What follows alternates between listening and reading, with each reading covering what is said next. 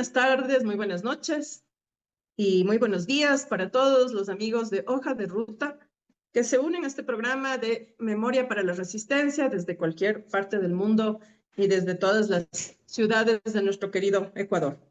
Nuevamente nos encontramos con Felipe Vega de la Cuadra, con quien vamos a conversar de un personaje, se podría decir, de un, no sé, de un individuo que realmente representa todo lo malo que uno puede encontrar en un ser, ¿no? Yo digo que es más bien la involución que uno podría ver en un ser humano, ¿no? Con todas sus, uh, todas sus sombras, digámoslo así. Muy difícil es hallar en esta persona algo de luz, ¿no? Y nos referimos al ex vicepresidente Lenín Moreno. Vamos a conversar también sobre el aspecto psicológico, ¿no? Felipe nos va a desarrollar también de por qué alguien puede realmente volverse así, ¿no? Una persona tan oscura como este sujeto. Y antes de empezar, pues contar un poco que Lenín Moreno fue parte de un proyecto que tenía como objetivo mejorar realmente la vida de la gente, sacar al país del subdesarrollo. Y él se sumó a este proyecto supuestamente porque seguía o le movilizaban los mismos intereses que era realmente el pueblo ecuatoriano, el desarrollo del Ecuador. Y al final del día nos encontramos con un tipo que nunca fue nada de lo que se esperaba, no, nada de lo que decía, de lo que hacía. Se le entregó esta misión, Manuel Espejo, ideada por el presidente Rafael Correa, quien sí tenía realmente una visión humanista, ¿no?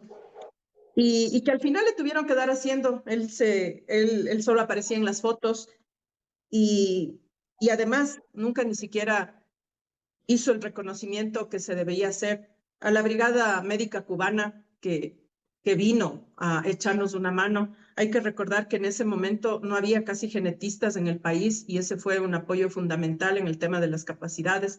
A raíz de eso, nuevamente, el presidente Rafael Correa envió médicos a formarse en esta especialidad de la genética para buscar formas de prevenir las discapacidades. Y pues al final, Lenín Moreno solo acabó beneficiándose de esas, haciendo negocios de la discapacidad, de la forma más, y perdón por la palabra, pero yo no encuentro otra, de la forma más miserable que uno puede hacer de beneficiarse o de lucrar a costa del dolor de las personas que sufren discapacidad, y más aún en ese momento que eran personas que estaban sumamente abandonadas, que vivían en situaciones de extrema pobreza, de extrema marginalidad. Eh, Muchos de ellos incluso estaban atados a sus camas, recluidos en sus casas, se les escondía y solo un presidente, porque eso hay que reconocer, no tan humano como Rafael Correa, que pudo sacarlos de de esa oscuridad y visibilizar realmente lo que pasaba en este país con las discapacidades. Así que vamos a hablar de este tema, aprovechando que este ser anda haciendo agenda de medios para lavar una imagen que yo creo que los ecuatorianos no podemos olvidar, no podemos olvidar la represión brutal del 2019, los negociados, el reparto de los hospitales, las masacres carcelarias, todo lo que este ser despreciable destruyó cuando fue presidente de la República, traicionando no solo a quienes le llevaron a la presidencia, sino a todo un país que votó, no por Lenín Moreno, sino por la continuidad de un proyecto que estaba realmente beneficiando a la gente y al país. Muy buenas tardes, noches, Felipe. Qué gusto estar contigo, Paulina, y con todos nuestros queridísimos amigos y amigas que nos acompañan los sábados de la noche. Y luego, cuando queda el programa en las diferentes plataformas para que lo vuelvan o lo miren con tiempo.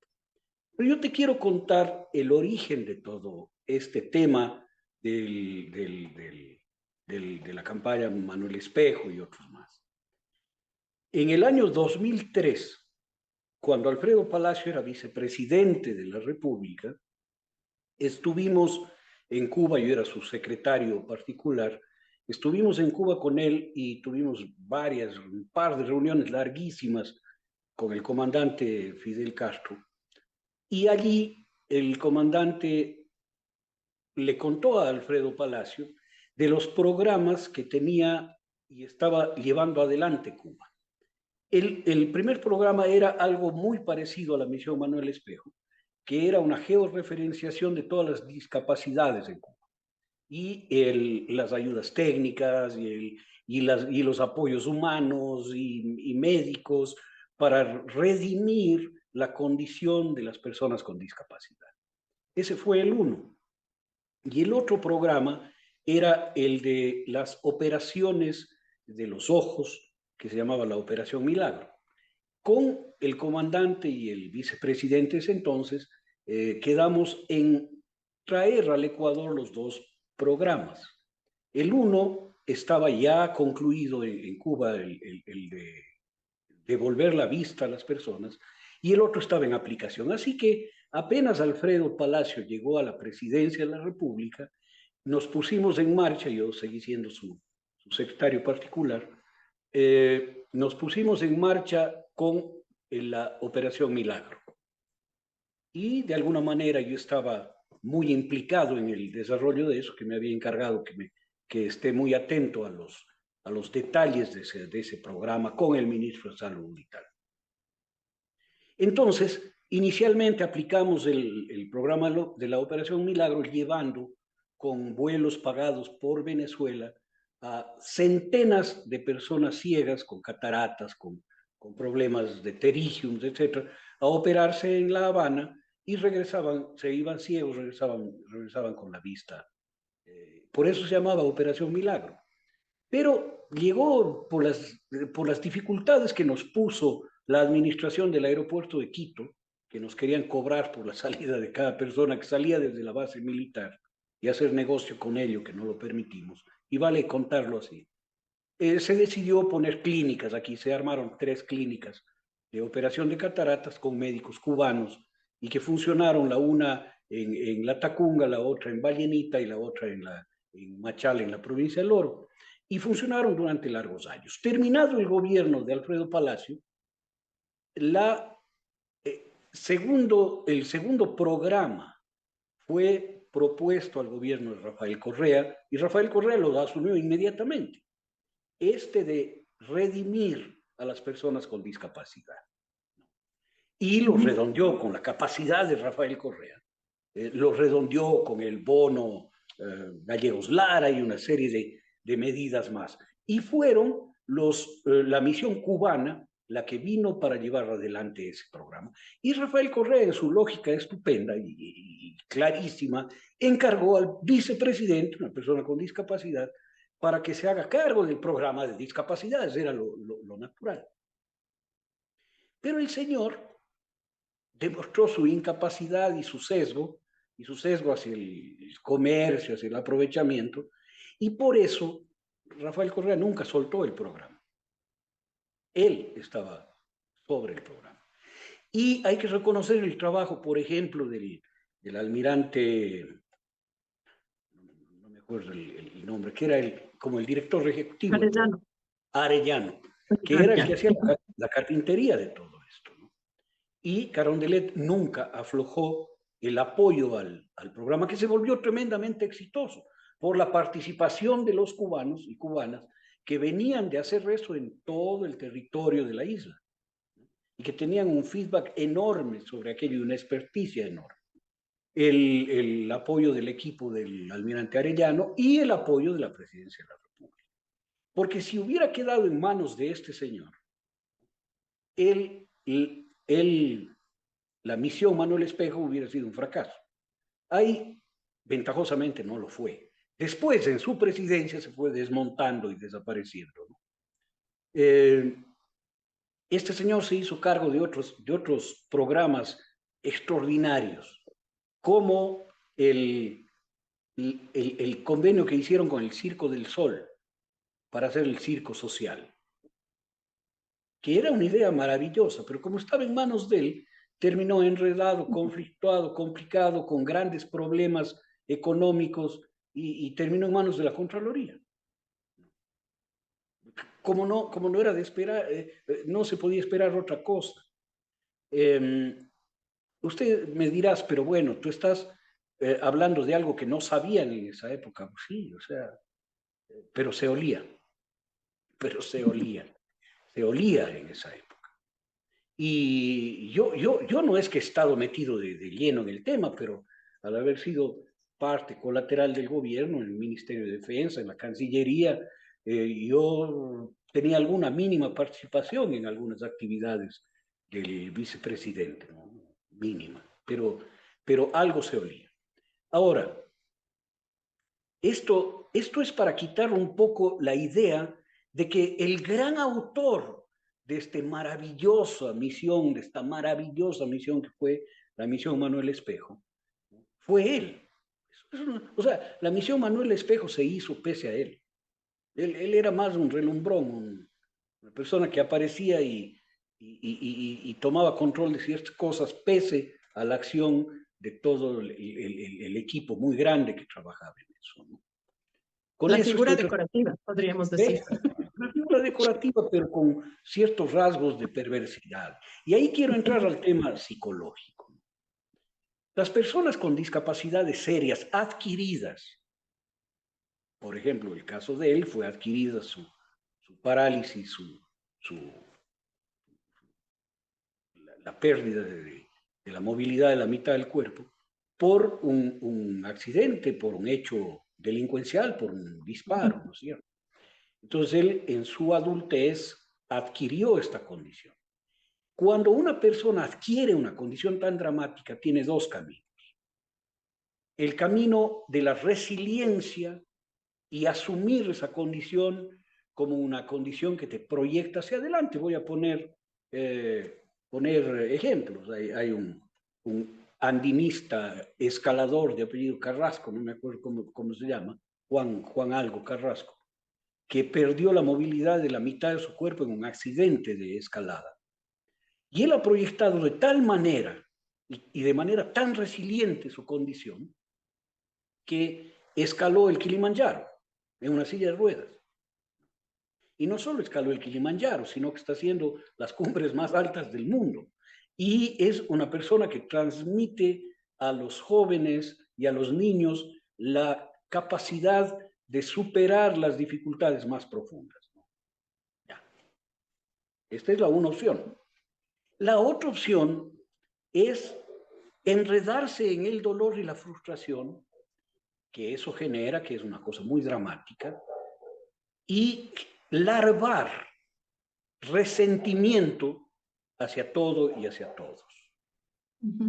Ese resentimiento, el primer camino que encuentra es lógicamente la rabia, pero después se encasilla en el humor amargo.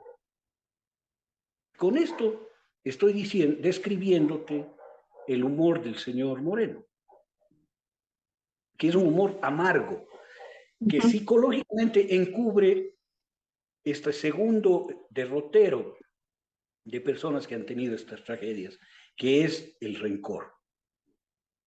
El rencor se canaliza a través de la amargura, del odio hacia todo lo que tenga la condición que esa persona no tiene. Este es un análisis duro, pero es el análisis psicológico, así funciona la psiquis humana. Y el humor amargo del señor es evidente, o sea, haber dicho que él odia a quienes votaron por él. Hace 2 días se expresó del pueblo ecuatoriano como un pueblo loco, que somos un pueblo loco. Que no es un pueblo tonto, que no es un pueblo, ¿cómo es? Que es un pueblo loco, pero no es tonto, dijo. Es un pueblo loco, pero no es tonto. Esa valoración del ecuatoriano denota una profunda amargura, porque no es una visión esperanzada, es una visión descalificadora.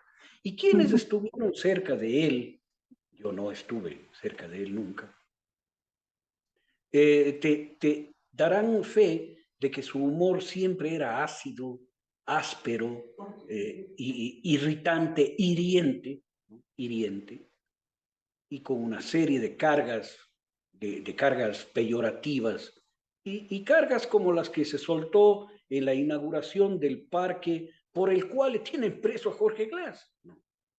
Cuando dijo este parque es un lugar donde deben venir a hacer el amor los niños y las niñas. Entonces, ese sesgo sexualizado, pervertido de las cosas, también es un síntoma de esta amargura profunda y este rencor profundo contra todos y contra todas. En ese marco es posible entender la dinámica de la traición que cometió. El pasar de yo cabalgué con Correa, diré a mis nietos, y querido Rafael, no habrá hombre mejor que tú en la historia, y hermano del alma, tú que has transformado el Ecuador. Pasar de eso al odio, a la venganza, a la cárcel, a la persecución, es dejar aflorar con el poder este sentimiento profundo de rencor, de traición, de odio, de amargura por su propia experiencia vital. Te estoy explicando esto como psicólogo. Y No ahí estoy... quisiera hacerte una pregunta, Felipe. Dime. Cuando tú hablas de que una persona, ¿no?, que enfrenta esta pérdida de, o sea, una discapacidad adquirida, para tomar uno de los dos caminos, siempre, y hago la pregunta, depende también de tu actitud frente a la vida previo al accidente que te deja con una discapacidad. Digo yo, una persona que ha sido educada, digamos, con varios principios dentro de la solidaridad, dentro de la empatía, sin complejos, ¿no? Una persona que ha tenido una crianza sana, ¿no? En el sentido justamente de no tener, sobre todo los complejos, los arribismos, que no haya sido, no sé, marginalizado, ¿no? En relación a una persona que ha sido formada dentro de otros, con una serie de antivalores, digamos, eso también tiene que ver, digamos, con qué camino al final eliges, ¿no? Sería como, no sé, sumar quizás, Por o eso supuesto, no tiene nada que ver. un árbol de peras dará siempre peras. Una rosa, un rosal tendrá siempre espinas. Esté famélico, esté raquítico, esté rozagante, esté torcido o esté recto. La condición humana es la que se expresa en estos grandes dramas. No es que ese drama te vuelve, no. Ese drama es una puerta de salida de tus condiciones, de tu condición profunda. Entonces, Juan Gabriel, Juan Andrés, Juan José Carrasco, no me acuerdo el nombre. Juan Carrasco, él sale su ser. Siempre ha sido como es, sino que ahora está en una silla de ruedas. Es el mismo de toda su vida. Y este señor Moreno, la gente que le conoce desde siempre, sabe que es el mismo de toda la vida.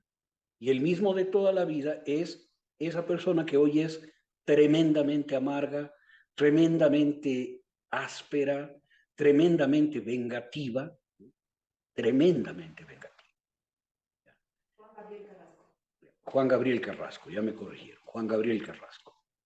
Él es lo que es. U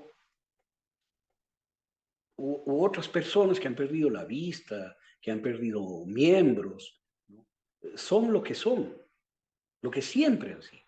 Entonces, para quienes le conocen al Señor, le conocen de siempre, saben que Él siempre buscó el enriquecimiento, siempre fue resbaloso, siempre fue arribista, siempre quiso ser millonario, siempre, siempre, siempre, siempre. Lo otro le abrió una puerta y le llevó por un derrotero que trascendió sus propias expectativas personales, quiero decir. Lo que él ha hecho tiene efectos en el país que son brutales. Su condición de rabia, de odio, de venganza, de amargura, lo que ha hecho es sembrar de violencia el país. porque se han abierto las puertas a las economías criminales y a las economías narcodelictivas y al poder narcodelictivo en el Estado. Y eso empezó en el gobierno de él lo permitió. El desmantelamiento de todas las protecciones sociales en el Ecuador. O sea, una persona de su condición no podía haber manejado la pandemia como la manejó él, a no ser que esa sea la gran oportunidad de venganza contra el mundo, que es a lo que me refiero. La venganza contra que todos sufran, porque yo sufrí. Esto es un mecanismo inconsciente, pero ese es el mecanismo que funciona en él. Digo, funciona en las personas que, como él, en lugar de asumir la resiliencia y el amor y la comprensión y la solidaridad, asumen la manipulación, el victimismo, el poder desde el victimismo y todo lo que conocemos de él, ¿no? Digo, todo lo que hemos experimentado. En la Hay, pandemia, Lenín Moreno fue el primero en irse a esconder, a aislarse y todo. Y recuerda que los primeros días incluso dio paso a ciertos rumores porque él desapareció. Lo primero fue protegerse él, ¿no? No como haría alguien realmente preocupado digamos, en la dirección de un país, preocupado por la gente, que estaría frenteando, no sé, lleno de mascarillas, con todo lo que puedas, pero frenteando la situación. Él lo primero claro, que hizo fue correr, ¿no? eso haría una persona resiliente y que ha Ujú, construido la solidaridad como parte de identificación con el que sufre. Él ha hecho todo lo ujú, contrario. ujú. Él ha hecho todo lo contrario, pero las representaciones son las que tergiversaron todo, porque él representaba la solidaridad de la misión Manuel Espejo. Públicamente, él representaba esa condición solidaria. Ujú. Por lo tanto, tuvo la credencial para hacer todo lo que hizo, como por ejemplo pagar deuda externa en vez de equipar los hospitales para salvar la vida de la gente. Claro. O, Anticipar. claro, exacto, anticipar el pago de la deuda. O meter los muertos en ataúdes de cartón o en fosas comunes, sin ninguna solidaridad, empatía ni importancia con el dolor ajeno, ni encuentro con el dolor ajeno. Como si estuviera bien que los demás sufran porque yo personalmente he sufrido. Es una Ujú. especie de venganza inconsciente que proyecta el dolor propio como necesario para todos los demás. Estoy hablando en términos psicológicos, esto funciona así. Funciona así en quien no ha podido procesar por su condición humana, no ha podido procesar la resiliencia. Y toda la venganza que él tiene contra Rafael Correa, contra Jorge Glass, yo me imagino, contra todos los demás, es parte de esto. Yo me imagino que cuando Jorge Glass daba su testimonio en la audiencia, seguramente él experimentaba algo de placer sádico viéndolo, viéndole sufrir. Te hablo como psicólogo. Sí, sí, Porque sí. caso contrario, cuando un perpetrador se confronta con sus obras y el producto de sus actos, se enfrenta al fenómeno exe homo, que fue Pilatos que mostró a Jesús latigueado y coronado de espinas y Ujú, sangrante, y les dijo, aquí está el hombre, exe homo, y la gente lloró.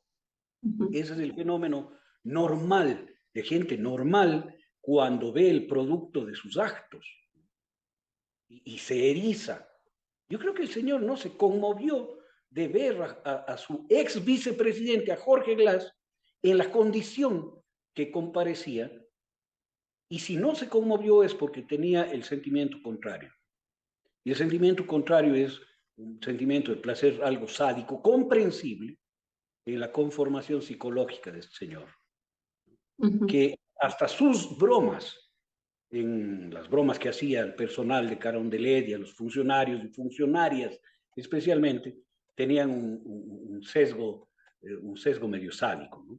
Que es entendible en una persona que canaliza su propia tragedia a través del rencor, del odio, del castigo y de la sanción a quienes no tienen esa tragedia que él sí ha experimentado. Creo que este es el fondo psicológico del señor. que ojo, explica pero no justifica. No justifica ninguna de sus acciones. No justifica ninguna de sus acciones, explica. Explica. Da una visión sobre el trasfondo de su modo de ser. Y con esto es impensable que pueda ser comparado con Simón Bolívar. Pero es que es impensable. Es como confundir, decía el refrán latino, confundir el culo con las témporas. O sea, es equivocarse entre Gimnasia y Magnesia, entre la Catedral de Quito y una bosta de vaca. ¿Quién se permita afirmar que el Señor es mejor que Simón Bolívar? Es una persona que requiere una intervención psicológica urgente, realmente urgente, porque no se Es puede que si confundir. nosotros nos ponemos a pensar, los que defienden a Moreno, incluido los periodistas de estos que le han dado todo el espacio para seguir mintiendo, son un poco lo mismo de lo que tú dices, ¿no? Gente sumamente resentida, gente llena de miedos y criada, o sea, yo digo educada en el odio al otro, o sea, es gente que odia lo diferente, ¿no? Y tiene el miedo de que, no sé, pues de que le vayan a quitar lo que tiene, no son estos que ponen, que le tienen pavor, no saben ni siquiera, porque si uno les pregunta, a ver, dime qué es socialismo, dime qué es comunismo, no te lo pueden definir. Lo único que tienen miedo es que en el socialismo les quiten algo. Que no pasa, Pero pero ellos tienen el miedo de que les quiten, ¿no? Entonces, algo que no esta tiene. gente que aplaude, criada, o más bien dicho, educada en el miedo, ¿no? Educada en el miedo y llena de complejos, ¿no? Entonces, que le aplaudan los acomplejados al acomplejado mayor, imagínate. Y además es gente remunerada, pagada para que haga Claro, eso. Peor claro. todavía. Gente Es que, gente que peor. siempre ha tenido precio. Claro, gente que ha tenido precio. Entonces es como la comisión de aplausos de Barrabás, ¿no? Los que gritan por Barrabás son gente pagada. Eh, pero a la final de cuentas es brutal que se haga esa confusión. Mira, inclusive yo me explico eh, la desaparición del Museo de Carondelet en manos de este señor y su cuadrilla como un acto vicario de venganza y de apropiación de lo que él no tiene. Ujú. O sea, el complejo que habrá sentido él ante la figura atlética, dinámica, generosa, hasta estéticamente válida del señor Rafael Correa, habrá sido una relación absolutamente acomplejada, llena de complejo, de inferioridad. Ujú. Complejo agravado por su condición. Sigo hablando como psicólogo, no se asusten, estoy hablando como psicólogo que entiende las dinámicas del psiquismo humano. Y esa condición de inferioridad, en todo sentido, intelectual, física, ¿no? Toda esa inferioridad le lleva a cometer actos vicarios para apropiarse, para vampirizar esa condición que no tiene. Y eso es, por ejemplo, lo que a mí me explicaría por qué roban las cosas que son los regalos que reconocen a Rafael Correa como mandatario y como mandatario válido del país. Si tú te robas algo de otra persona, es un robo que trata de arrebatar a esa persona otra cosa. Eh, esto se llama, déjame, se me fue el nombre, cuando tú, por ejemplo, alguien mata y de su víctima se roba algunas prendas íntimas. Esto se llama fetichista, ¿no? Es un robo fetichista, es una fetichización.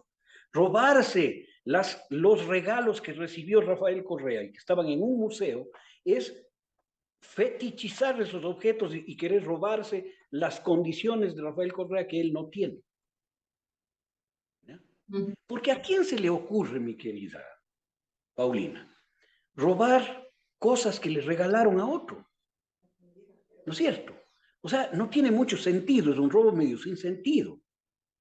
Robar, bueno, es que había un collar de diamantes. Bueno, habrá sido la mujer que se robó y salió en una foto, ¿no? Con el collar de diamantes. Pero habían otras cosas como plumas, como adornos de escritorio, como recados de escritorio que no tenían razón de desaparecer, porque por más valiosos que hayan sido, no les podías monetizar como los relojes Rolex o eso, ¿no? Pero ¿por qué robaron todo? Por un acto de fetichización del otro, para poder tener trofeos que demuestren que yo soy más que él. Y Pero además que este, no usan, ¿no? Porque usar esas cosas que robaron sería demostrar que las robaron. Entonces, como tú dices, seguramente la tienen escondida y de vez en cuando coge y saca y dice, le robé. como tiene el psicópata violador de mujeres la colección de ropa interior de cada una de sus víctimas. Claro. Las tiene escondidas y de vez en cuando las saca para tener un goce fetichista, ¿no? Es que esto es así funciona la psiquis humana. Sí. Es una psiquis enferma esa. Y obviamente la psiquis enferma, me refiero, trastornada, no la psiquis sana, saludable. En una psiquis saludable no se te ocurre a ti ir a robarte el uniforme de Eloy Alfaro. O sea, ¿para qué carajo vas a robarte? ¿Para qué te vas a robar los pergaminos que le dieron al presidente Rafael Correa? ¿Para qué te robas? Para tenerlos como trofeos de el sentimiento de inferioridad para que ese se convierta en sentimiento de superioridad. Una superioridad que él nunca ha tenido sobre Rafael Correa. O sea, Rafael Correa en todo término es muchísimo más que él, así somos, hay seres humanos que son más que otros, en muchos ámbitos. Yo no puedo compararme con Usain Bolt, sería un idiota compararme con Usain Bolt. Y sería un idiota romperle las piernas a Usain Bolt porque él corre 100 metros planos en 9 segundos y yo en 8 minutos. Es una estupidez. Y eso es más o menos lo que ha hecho este señor contra Rafael Correa y sus propios compañeros y compañeras.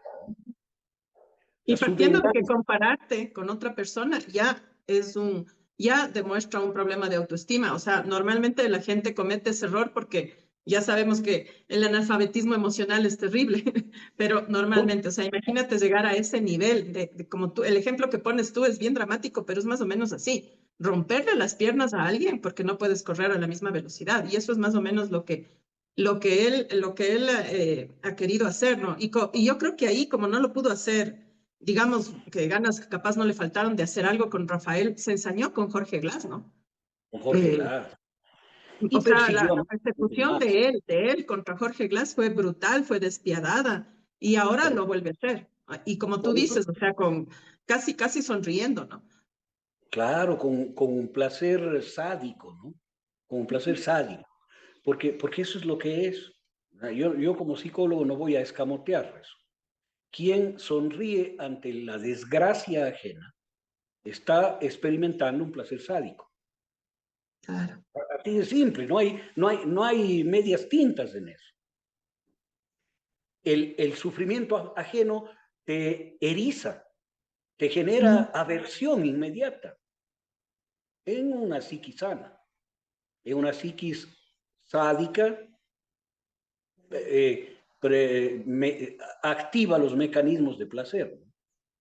Y eso es lo que yo vi en la audiencia.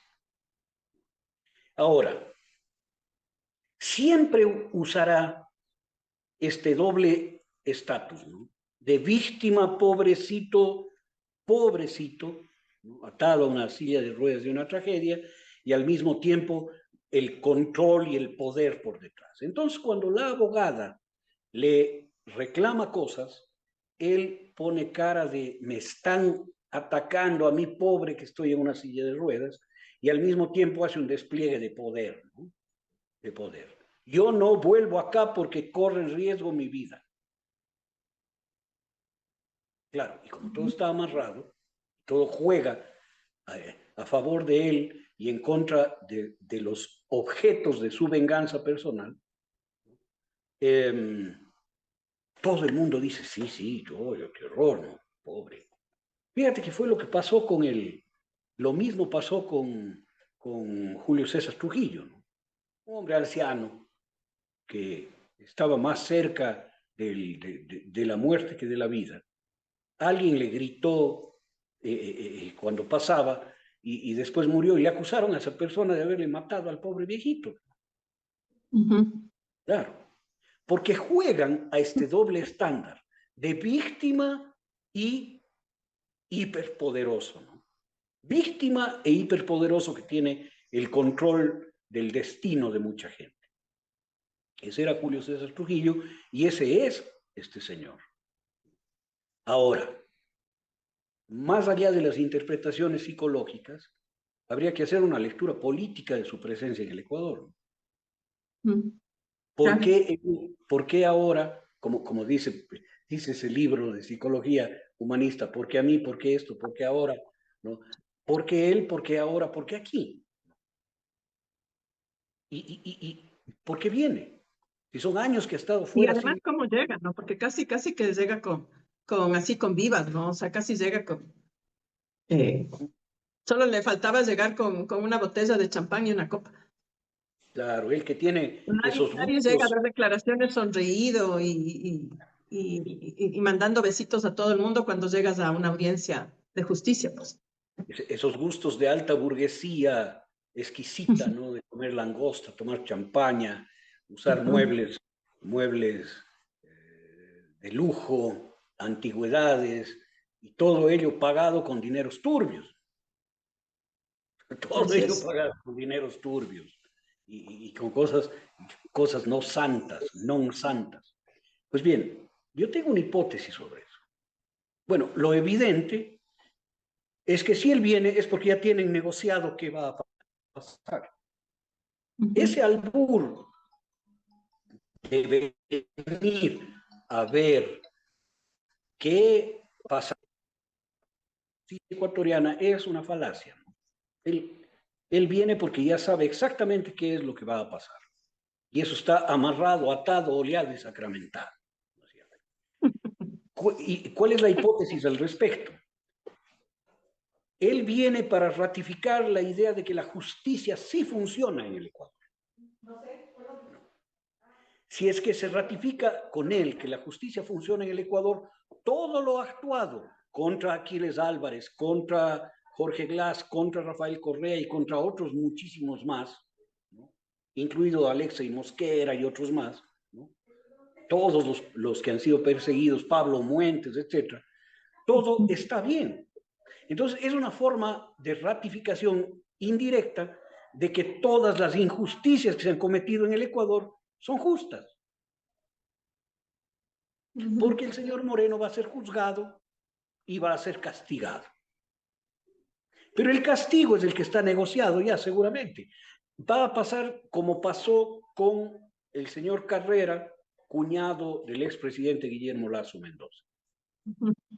Él estaba acusado de narcotráfico y le juzgaron por tráfico de influencias. O sea, de narcotráfico pasaron a tráfico de influencias. Quitaron narco, dejaron tráfico y pusieron influencias.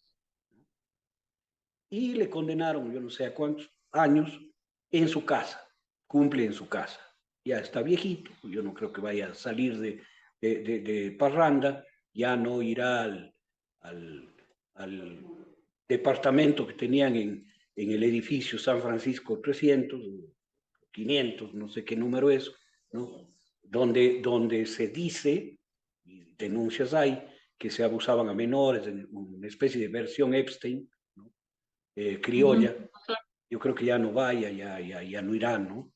Pero más o menos eso sucederá con este impresentable, ¿no?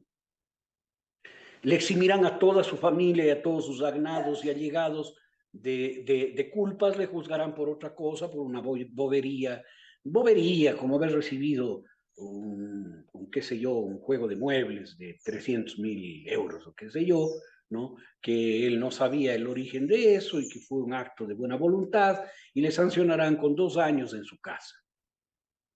Y no tocarán el tema de INA Papers, de Investment, no tocarán el tema de los asesinatos en la represión del año 19, no tocarán el tema de la pandemia, no tocarán el Museo de Carondelet, no tocarán nada, ¿no? Todo va a quedar eximido y libre de polvo y paja.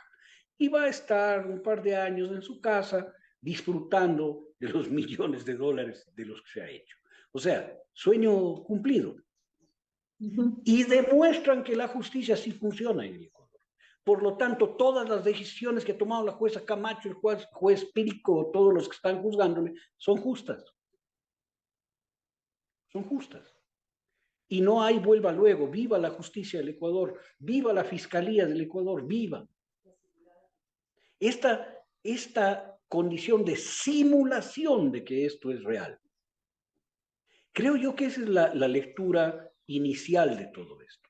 Y la segunda lectura es que esa justicia justa ahora va a virar los ojos a los verdaderos culpables de todo esto. ¿Quiénes son? Los que dijo el man, pues. Él solo obedeció órdenes de Rafael Correa, él es una pobre víctima del influjo psíquico de Rafael Correa, y el malvado es Jorge Glass, y Alexei Mosquera y los que están implicados ahí, que hayan sido parte del gobierno de Rafael Correa. Por lo tanto, va a recrudecer la persecución contra las víctimas reales de esto, que son personas inocentes que van a ser acusadas otra vez y entrarán en la dinámica de la venganza personal de este señor. Creo que esas son las dos interpretaciones que yo puedo dar a la presencia del tipo aquí. Las dos interpretaciones. Lo otro de que va a ser alcalde de Quito es una mentira. Yo creo que si es que él se lanza de alcalde de Quito, no saca el voto ni de la hija. Porque en el fondo ese pueblo loco que él dice, esos que le molestaban que hayan votado por él, ¿no? Esta gente que no entiende nada y que no está a su altura moral, intelectual y tal, ¿no? Esta gente sabe muy bien quién es él. La gente entiende lo que entendió Roma con la frase Roma no paga a los traidores. El pueblo no aplaude a los traidores. No saca un voto. Ni siquiera. Oye, ni siquiera de los que le aupan. Porque la traición es repudiable. Porque nosotros tenemos una visión arquetípica de la traición. La visión arquetípica viene dada con la formación cristiana y occidental. La redención cristiana se basa en el efecto de una traición, de la traición de Judas, que traicionó al Hijo de Dios. O sea, ya, ¿qué hijo de puta este Judas es? Perdóname la expresión, pero es el peor de todos los peores, que le traicionó al Hijo de Dios. Porque el traidor normalmente traiciona a los mejores, no a los peores. Con el peor se pacta. Al mejor se le traiciona. Este es el arquetipo. Y la gente, sea de izquierda, sea de derecha, sea correísta o sea anticorreísta, reconoce en su fuero interno que el Señor es un traidor y que los traidores son repugnantes. Porque esa es nuestra conformación civilizatoria. Tenemos 2000 años de esa versión. Y es más, yo te diría que es más antigua. La traición está en la muerte de Osiris en el mundo egipcio, 5000 años atrás o más. La traición que le mata a Osiris y que su hermana Isis recoge los fragmentos que dividió, yo no sé si fue Apophis el que dividió y mató a su hermano Osiris, recogió los pedazos, los cosió y les dio vida nuevamente. Ese es un mito fundacional de Egipto, que también se basa en la traición. Y está en la historia de Gilgamesh, en la epopeya de Gilgamesh, varios miles de años antes, en el inicio de los pueblos asirios y babilonios. O sea, la traición es un tema arquetípico, que va más allá de los avatares políticos y las interpretaciones psicológicas. Está en el fondo del fondo del inconsciente humano. Entonces, el hombre está jodido con eso. Él, para la Hay historia. una frase, ¿no?, que circula bastante, que dicen que la traición es repudiada hasta por el enemigo. Exactamente. Que circula así en las redes, y yo lo he visto muchas veces, ¿no?, que la traición es repudiada hasta por el enemigo. Mira, hay un evento que es histórico y que cuenta mucho. Eh, un cónsul romano, no me acuerdo el nombre, que estaba en Hispania, en la actual España, dándole guerra a los íberos, y el jefe de los íberos era un gran guerrero que se llamaba Viriato. Entonces, este cónsul romano compró a 3 soldados de Viriato para que lo matasen mientras dormía. Estos soldados le traicionaron a Viriato, le mataron a Viriato y fueron donde el cónsul romano a cobrar el pago. Y el cónsul romano dijo la frase célebre: Roma no paga a los traidores, y les hizo decapitar. Les hizo decapitar. ¿Por qué? Porque ese es el fondo de los fondos, el fondo profundo de la psiquis arquetípica humana. Entonces, este hombre será el símbolo de la traición por el resto de la historia en el Ecuador. Eso no se da cuenta. Eso no se da cuenta porque este rato está envanecido con su venganza y el aparato político que le sostiene, el aparato político y judicial que le utiliza y le sostiene. Pero él será repudiado en la historia del Ecuador. Porque esto va a pasar. El tiempo pasa, el tiempo avanza, la historia avanza, y de aquí a 50 años será repudiado, como son repudiados hoy los asesinos de Alfaro y quienes traicionaron a Eloy Alfaro. Son absolutamente repudiados en la conciencia de la sociedad. Fíjate que cuando Freddy Ehlers lanzó una campaña de cuál sería el ecuatoriano más importante en la historia, ganó apabullantemente Eloy Alfaro. Esto fue antes del año 2000, ¿no? Sí, sí, me Cuando acuerdo. lanzó, claro, esa campaña era para terminar el siglo. Y el Ecuador masivamente reconoció en Alfaro uno de sus más grandes hombres, con el repudio obvio a los ignorantes miserables que le asesinaron, le arrastraron. O sea, la historia le va a ubicar a este personaje repudiable en la dimensión verdadera del traidor. Lo que pasa es que él no entiende, ni entenderá en su limitación mental, porque es bien limitadito también. Basta oír los discursos que se daba cuando era presidente. O sea, ir a hablar en la Universidad de Salamanca de su suegra, del cabreo de su mujer y de los átomos de Hitler que se meten por la respiración en los seres vivos y en los seres humanos, y que todos tenemos un átomo, es digno de un idiota. O sea, y en el aula Luis de León, donde han estado los talentos más, oye, ahí estuvo hasta Colón dando su explicación a la Universidad de Salamanca sobre la redondez del mundo. Y tuvimos a un idiota de ese calibre hablando estupideces como esas.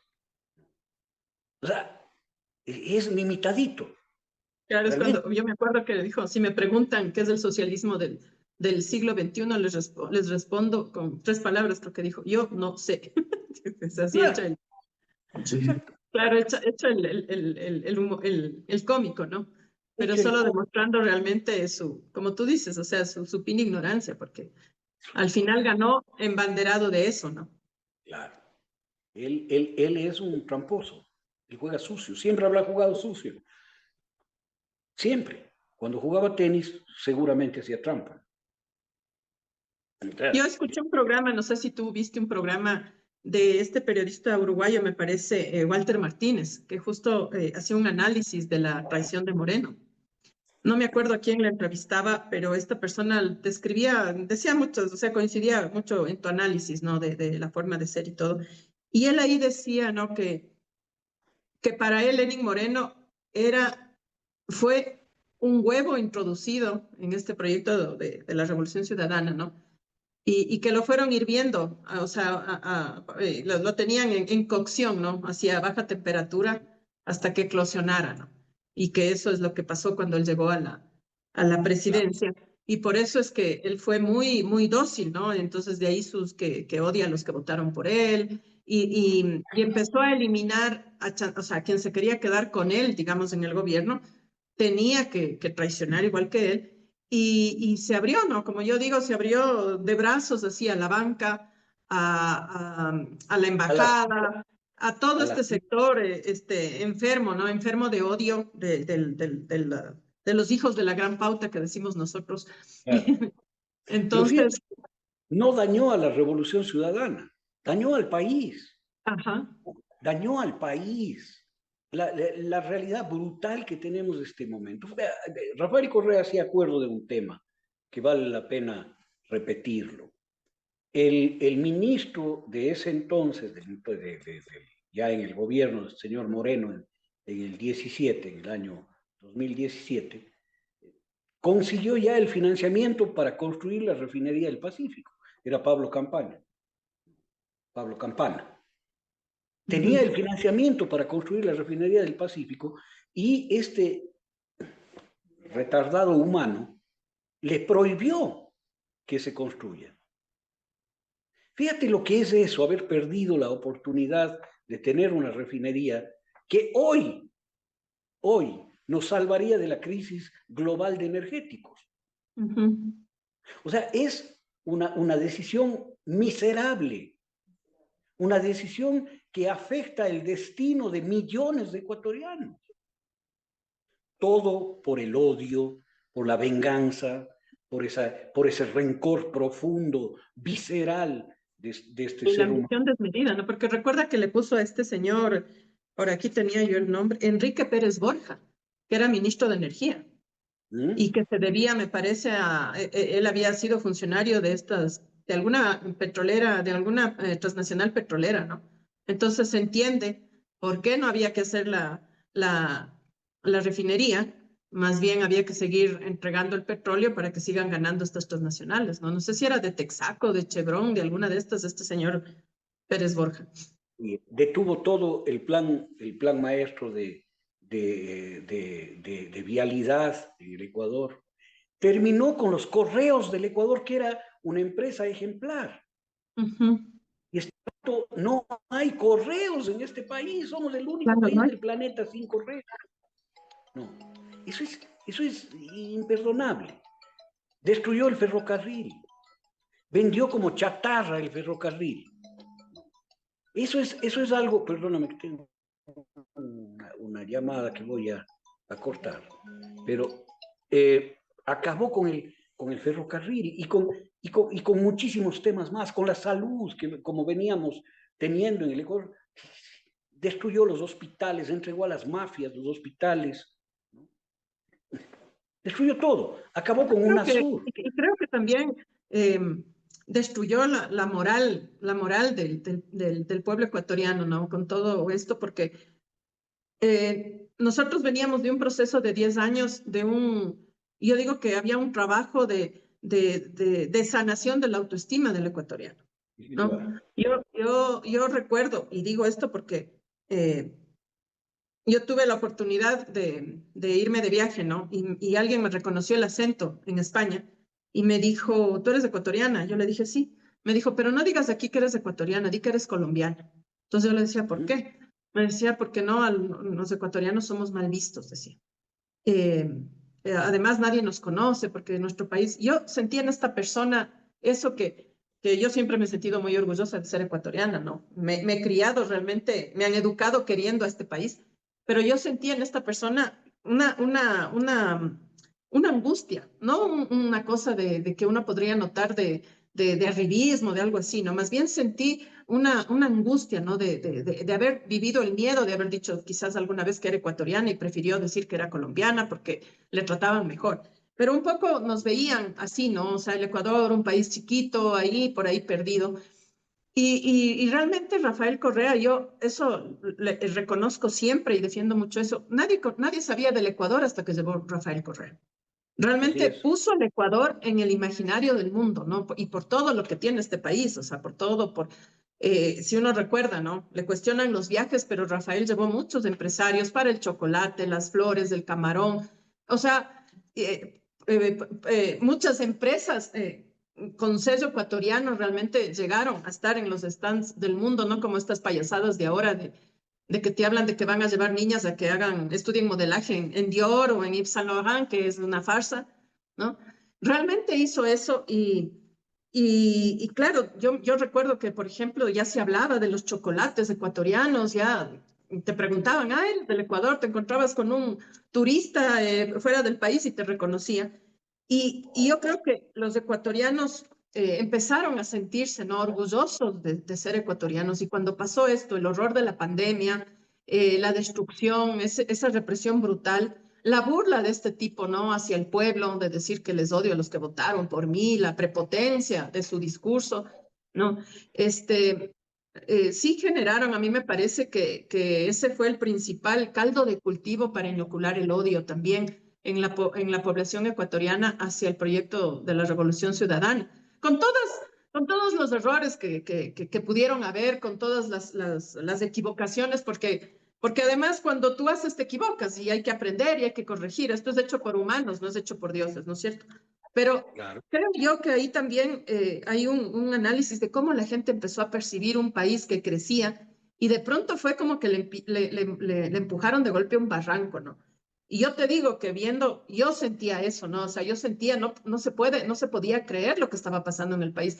Y la gente de a poco, claro, el encierro como que amortiguó un poco esa realidad, así como que, ay, la pandemia y todo, pero cuando se acabó el encierro fue salir y ver que no era una cosa temporal. Nos encontramos con un país roto y como yo digo, no solo en el tema económico, no solo en el de infraestructura, sino roto, o sea, roto en el sentir de la gente también. Claro. Fíjate que yo viví en España, era parte de la embajada y después fui cónsul. Y lo que tú dices es exacto. El orgullo de ser ecuatoriano, la valoración que España y los españoles tenían del Ecuador, la admiración en toda Europa sobre el proceso ecuatoriano. Hicimos un enlace ciudadano en la ciudad de Valencia. Habrá sido el año 2014 o 2015. En la ciudad de las ciencias y las artes, este lugar maravilloso que tiene Valencia, ¿no? Gigantesco. Estuvimos repletos. Se calcula que habían 20.000 personas en ese enlace, ecuatorianos y españoles. Y las autoridades valencianas, que eran todas del PP, del Partido Popular, estaban admiradas de Rafael Correa, de los logros del gobierno ecuatoriano, de los logros maravillosos del Ecuador en el contexto internacional. Pero maravillados.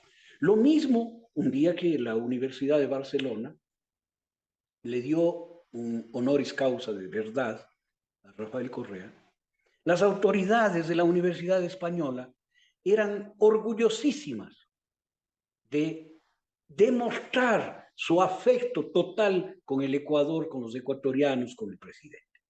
Porque el mundo entero reconocía lo que estaba viviendo el Ecuador, menos este tipo y su camarilla y la derecha, que utilizaron mentiras descomunales para deteriorar el afecto del Ecuador hacia la Revolución Ciudadana. Por ejemplo, se robaron 70.000 millones de dólares.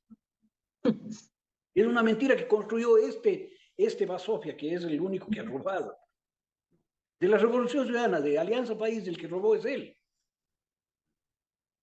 Pero él construyó la acusación de que Rafael Correa se había robado 70.000 millones. Y esta estupidez mantuvo gente como este economista Pablo Dávalos, ¿no? cuando se sentaban con Pablo Celi a negociar el paro de octubre del 19. Seguían sosteniendo la estupidez de que se robaron 70.000 millones. Es decir, mentiras de ese calibre tergiversaron el alma del ecuatoriano y el ecuatoriano. O que se robaron 1.500 millones en la refinería del Pacífico para aplanar un terreno donde aterrizan las avionetas de la mafia. Esa mentira miserable que es haber hecho la cimentación, los estudios, las licencias de una refinería del tamaño de la refinería del Pacífico. Y todos saben que es cierto que cuesta 1.500 millones hacer eso, inclusive incluyendo el acueducto La Esperanza y todo eso, ¿no? Pero han mantenido esa mentira miserable para dañar el alma del ecuatoriano.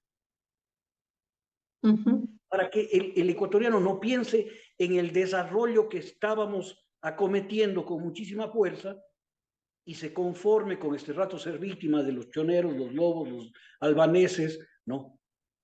Y las trafacías y porquerías de los gobiernos que hemos tenido en estos años.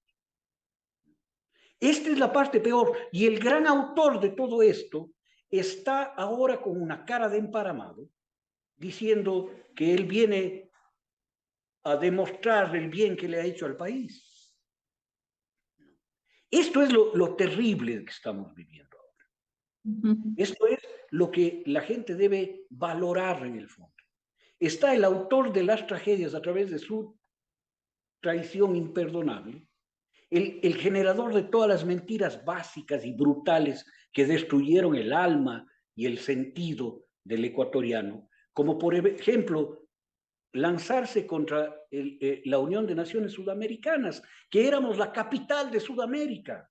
Quito, la mitad del mundo, era la capital de Sudamérica. Y este tipo desmontó todo aquello. Y el Ministerio Coordinador de Seguridad y los ministerios coordinadores y el sistema de salud y la justicia, todo destruyó este canal. Todo destruyó. No puede ahora venir con cara de yo no fui y no ha pasado nada, a ser eximido de toda su responsabilidad. Esto creo que es la síntesis de lo que estamos experimentando el día de hoy. Porque si cerramos los ojos, Paulina, y nos imaginamos cómo sería el Ecuador si hubiéramos seguido en la senda del desarrollo en la que estábamos, de transformación de la matriz productiva, transformación de la matriz energética, transformación de los servicios sociales y protecciones del Ecuador, la seguridad social, la vialidad, la infraestructura. Si cerramos los ojos y nos imaginamos cómo estuviéramos hoy, seríamos un país desarrollado con justicia social, sin violencia. Oye, no había violencia en el Ecuador. La violencia vino con estos. Seríamos otro país. Y el culpable inicial de que no estemos en esa ruta y en esa condición es él. El culpable de que hoy haya hambre en el Ecuador es él y los dos que han gobernado detrás de él, con él. Entonces, esto hay que tenerlo claro. Claro, clarísimo. Para no perdernos en su carita de víctima. Él no es víctima. Es un victimario de este país, de este pueblo. Es el perpetrador de la tragedia. Es un perpetrador que permitió, por ejemplo, que en Bolivia se masacre gente con pertrechos enviados desde aquí. Él tiene la sangre de sus bolivianos sobre sus manos y en su cabeza, cabezota, ¿no? Que no le sirve de mucho. O sea, todas estas cosas hay que pensar. Hablábamos de entre 35 y 36 mil muertos en la pandemia. Y no venga pues a mirar a otro lado. No venga a mirar a otro lado. Es responsabilidad de él. Esa y muchas más. Y muchísimas responsabilidades más. Responsabilidades que vienen a futuro. Cuando seamos un país que ya empieza a ser un país sin combustible, que será un país sin alimento, será un país en el mapa del hambre, que ya estamos en el mapa del hambre. y no el país desarrollado que seríamos este rato. El jaguar de América Latina nos decían, como decían que los tigres asiáticos. El jaguar de la América Latina era el Ecuador. Y todo eso destruyeron estos, con este infame a la cabeza, que hoy entra con su pinta de delincuente y su sonrisita de macabra, de perverso elemental, ¿no? A querer vendernos la idea de que él nos ha salvado. ¿De qué carajo nos han salvado? Y a ser cómplice de un gobierno criminal como el de él, ¿no? Porque viene a ser cómplice, a seguir sosteniendo al desalmado al enano desalmado de Noboa, ¿no? Yo sí les llamo así, ya no me cuido en las palabras porque lo que estamos viviendo es terrible, es terrible. O sea, el abandono del país, mira, o sea, nos deja sin combustible y se va a pasear a los Estados Unidos, ¿no? Como este, o sea, la gente muriéndose sin información, sin protocolos de salud en la pandemia, y él se fue a esconder, ¿no? Que a él no le llegue el virus. O sea, igual de miserables, así, de miseria humana, de incapacidad total y de resentimiento, porque en este Novoa hay lo mismo, ¿no? Pese a ser un tipo con mucha plata, está más preocupado de sacarse fotos donde se le vea más alto que la mujer, ¿no? O sea, sus niveles de complejos y de odios están llevando al país a este abismo en el que estamos. O sea, es terrible, ¿no?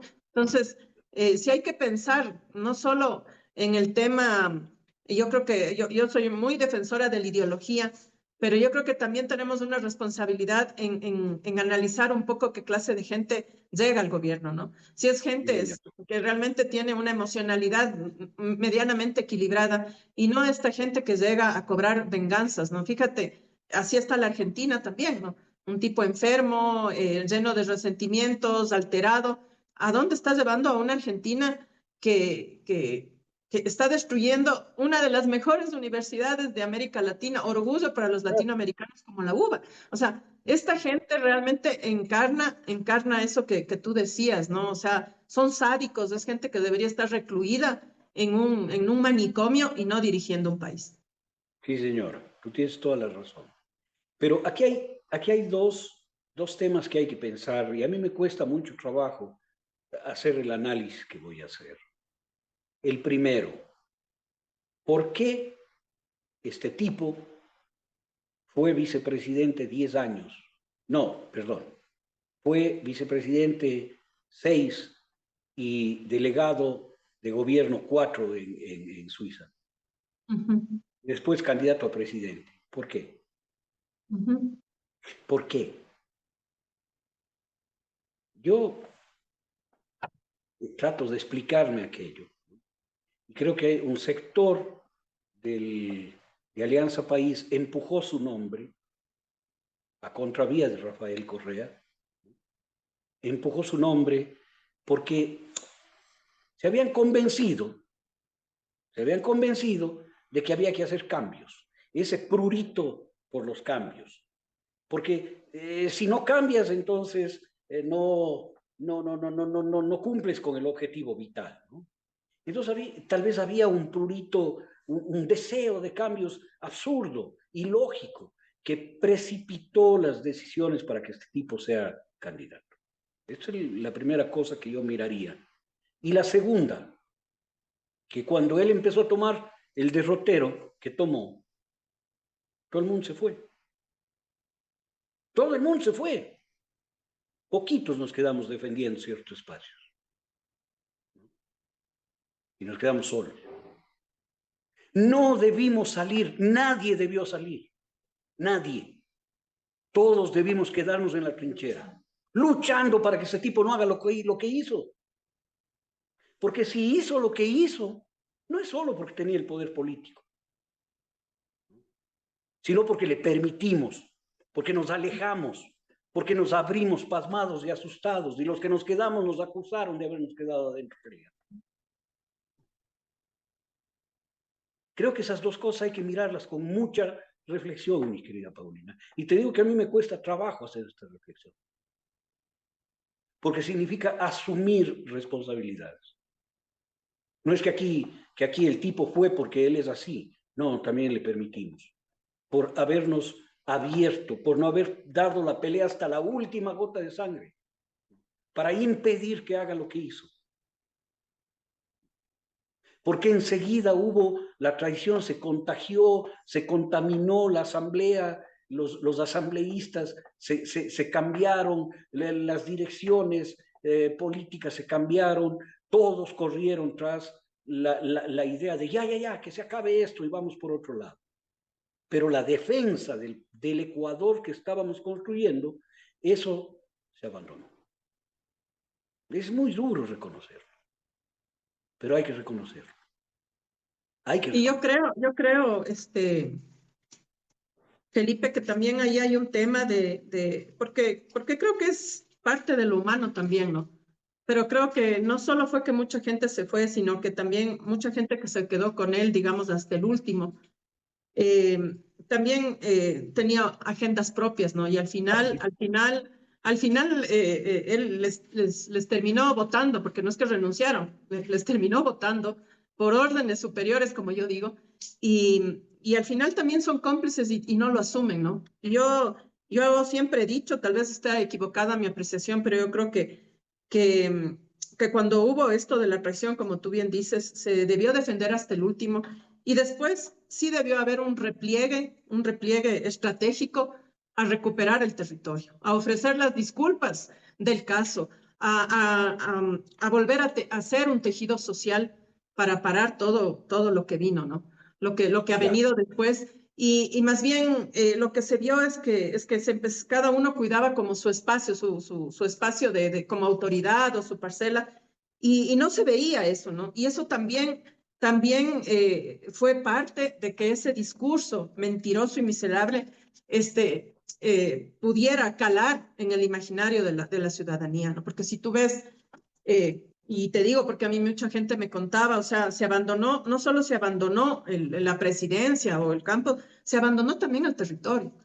Y yo creo que cuando estas cosas pasan, por el error quizás de haberle elegido a una persona que al final no era leal o no era idónea, lo único que te sostiene es realmente tener una buena estructura, ¿no? Para seguir defendiendo, para seguir peleando.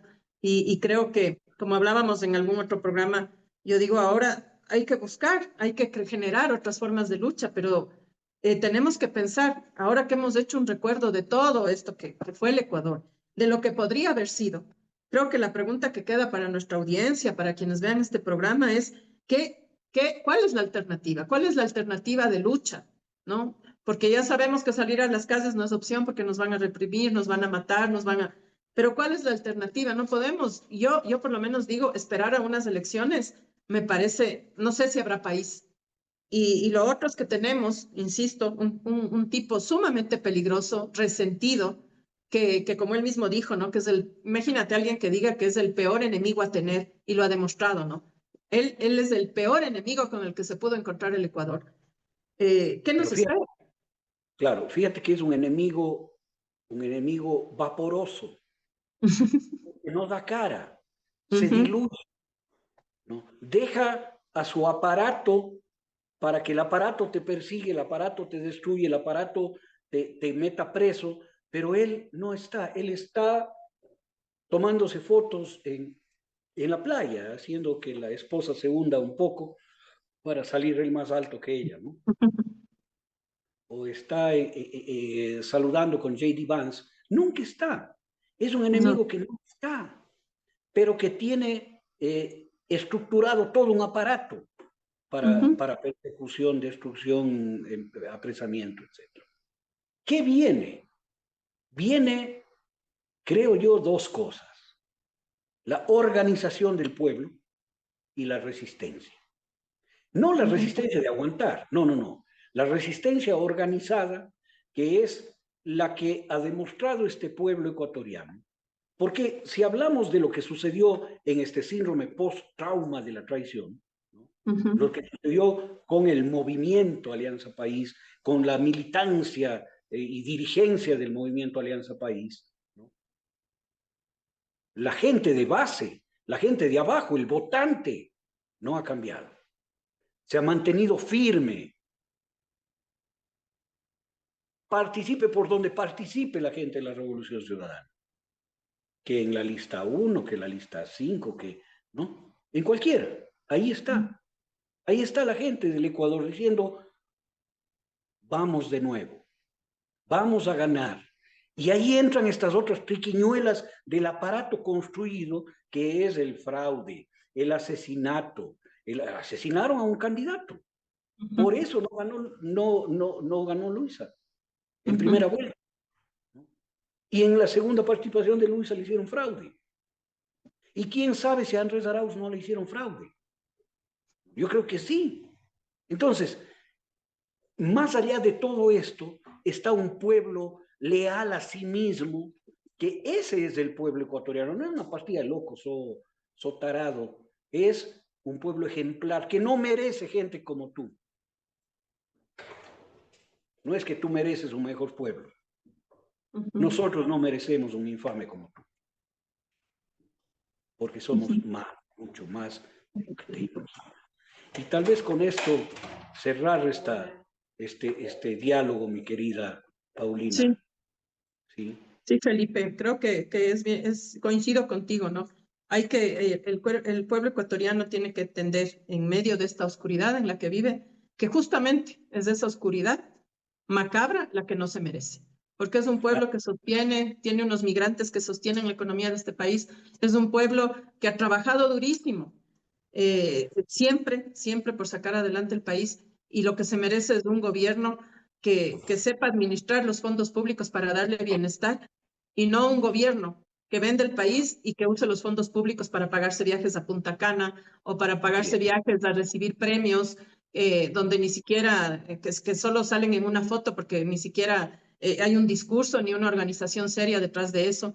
Creo que es importante entender eso de que mientras los ecuatorianos hacemos carrera en la universidad, nuestros padres se fajan por financiarnos, somos padres que nos fajamos por la educación de nuestros hijos, haya un gobierno que nos restriegue en la cara el título de 8 meses de estudio de la primera dama, ¿no? O sea, creo que esas cosas deben indignarnos porque se nos burlan y mientras así a nosotros nos cuesta todo. La vida a veces, ¿no? Estos señores utilizan la tarjeta de crédito hasta para un título y eso debe indignarnos. Porque la educación es una cosa seria, la academia, la universidad es una cosa seria, la salud del ecuatoriano es una cosa seria, la vida de cada persona que habita este territorio es una cosa seria. Y no merecemos ni un enano desarmado, ni un ensillado resentido que vengan a seguir destruyendo este país. Y eso se van a dar cuenta cuando este país retome, el pueblo ecuatoriano retome el sendero de la dignidad, del desarrollo, del bienestar. Bueno, Sí. les va a llegar el momento de mirar crecer a este pueblo como merecemos. Eso, mi querida Pauli. Y Muchas gracias. Nos vemos el próximo sábado. Muchas gracias, Felipe. Muchas gracias a la audiencia que nos acompaña. No se olviden de compartir el programa, de reproducir el contenido y nos vemos el próximo sábado con más de Memoria para la Resistencia. Muchas gracias a Guillermo Ramos en la producción. Un abrazo a todos.